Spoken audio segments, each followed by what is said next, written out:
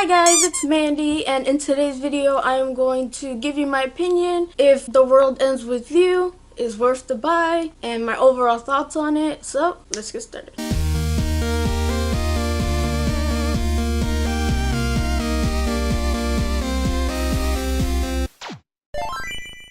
And it wouldn't be a recording day without noise. My neighbor is getting her roof done, so if you hear bangs and yellings, it's that. I have a shotgun mic. Hopefully it doesn't pick up, noise around it and it just picks up my voice. But you never know, so if you hear all that, ignore it please. So, is The World Ends With You worth the buy? What the fuck? Why is the garbage truck here again? Holy shit, everybody wants to make noise. So let's start from the beginning. I'm going to give you a quick synopsis of what the game is about. I won't include any spoilers. So The World Ends With You is a game developed by Square Enix, Jupiter, and Hand. And I think Hand is the developers who made the Switch port and the mobile ports. But originally it was for the Nintendo DS. It came out in 2007. It got really good reviews. It's kind of a cult classic. I didn't really know about it until the reveal for the Switch. I mean, I knew about it from Kingdom Hearts, and so I was shocked to see that it was getting a Switch port. Okay, so that's pretty much the history of the game. So The World Ends With You is a game set in Shibuya, I'm gonna butcher this, Shibuya, Japan, which is the setting for a lot of Japanese games. It's like the New York City, but the Japanese version, where everything happens in that city. It takes place in modern day Shibuya. It has this Persona 5 kind of vibe to it. So your protagonist, Neku, wakes up from the floor. Nobody notices him, nobody sees him. He's kind of edgy at first. Good lord, the angst. And then he gets this weird phone call saying you have to be someplace in that set amount of times. And at first he thought it was like junk mail. I mean, who wouldn't? That's kind of weird. But then these things called noise start popping up, and noise are like the equivalent of monsters. And then he meets another character named Shiki, and they make a pact to beat the noise that's chasing them. And then she explains the whole pack thing, that you have to stick with someone to survive in this Reaper game.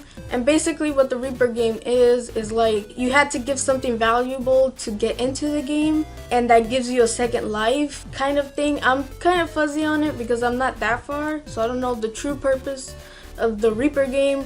So pretty much you are fighting to get your life back and to not die. And that's pretty much a quick synopsis of this game. It's obviously way more things going on and a lot of deeper meanings. And right off the bat, the story got me hooked. The story is really good. The characters are very complex and not really your stereotypical characters, while it does look like that in the beginning. So the story and the characters are great, amazing. I'm hooked. I love it. But then here's the part.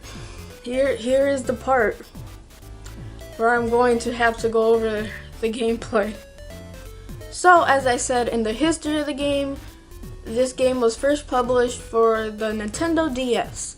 So, it takes full advantage of the touchscreen, where you don't use the conventional directional pads or A, B, or nothing like that. Everything's like touch, which is good on the DS. But with this port for the Switch, I think they wanted to do the same thing as the touchpad, but with motion controls.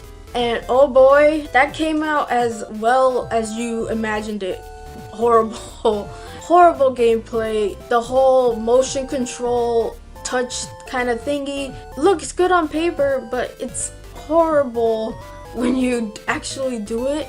For me, I really have shaky hands, so trying to keep that steady was difficult. You have to reset it like a lot.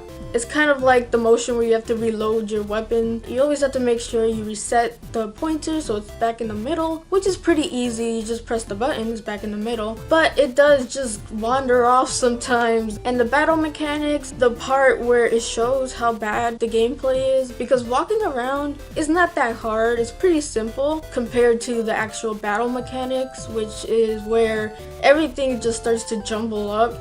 So how the battle mechanic works is you get badges, and those badges have different types of attacks. So the main thing in this game is the badges. And what you have to keep in mind is how the badges work, because some work by tapping, others work by slashing, some you have to draw circles in an empty space, Others you have to draw like a square or a triangle.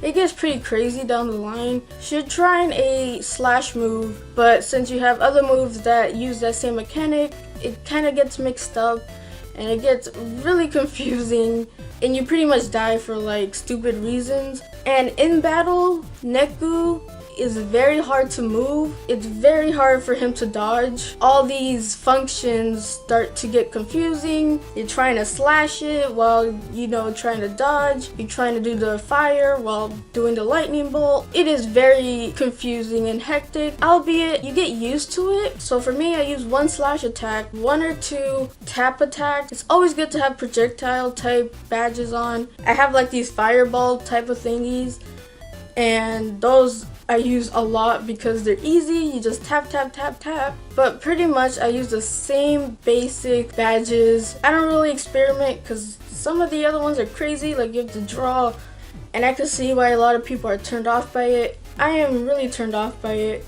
The only thing that's keeping me going is the awesome story. That's pretty much it. I hate the gameplay, I hate the mechanics. I just feel like this is supposed to be a 3DS game. It's like, oh, we have a game from the Nintendo DS, which relies on touchpad. Where should we put it? The Switch.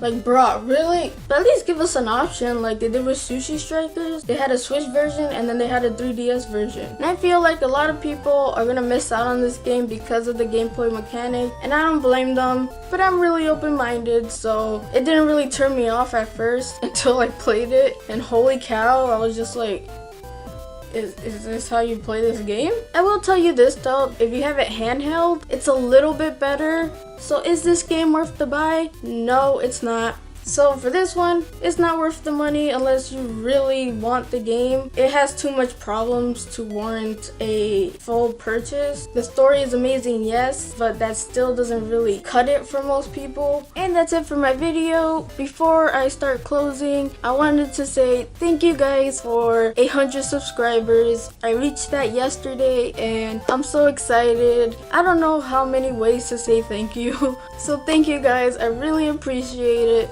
I'm also going to do a giveaway. I haven't figured out the details yet, but I am planning to have it somewhere near November.